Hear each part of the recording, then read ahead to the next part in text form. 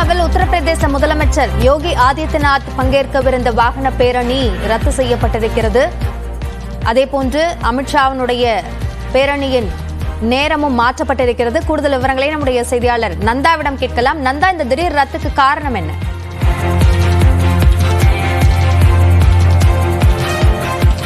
அபினியா, கர்நாடகாவை பொறுத்தவரை மக்களவை தேர்தலின் முதற்கட்ட வாக்குப்பதிவுக்கு இன்னும் 3 நாட்களே இருக்கக்கூடிய சூழலில் நாளையோடு பரப்புரை இறுதி பெறுகிறது. இந்நிலையில் இறுதிக்கட்ட பரப்புரை என்பது தீவிரமடைந்திருக்கக்கூடிய சூழலில் பாஜக வேட்பாளர்களை ஆதரித்து உத்தரப்பிரதேச முதலமைச்சர் யோகி ஆதித்யநாத் வாக்கு பெற செல்ல திட்டமிடப்பட்டிருந்தது. இந்நிலையில் அந்த பேரணி தற்போது ரத்து செய்யப்பட்டிருப்பதாக அறிவிக்கப்பட்டிருக்கிறது. அதற்கான காரணம் எதுவும் தெளிவாக குறிப்பிடப்படவில்லை. இருந்தாலும் கூட அதேபோல மத்திய உள்துறை அமைச்சர் அமித்ஷாவினுடைய பயணத்திலும் கூட மாற்றம் செய்யப்பட்டிருக்கிறது. இன்று காலை அவர் பெங்களூரு பகுதியில் வாகன பேரணி மேற்கொள்ள திட்டமிடப்பட்டிருந்த நிலையில் தற்போது அது மாலை நேரத்திற்கு மாற்றப்பட்டிருக்கிறது.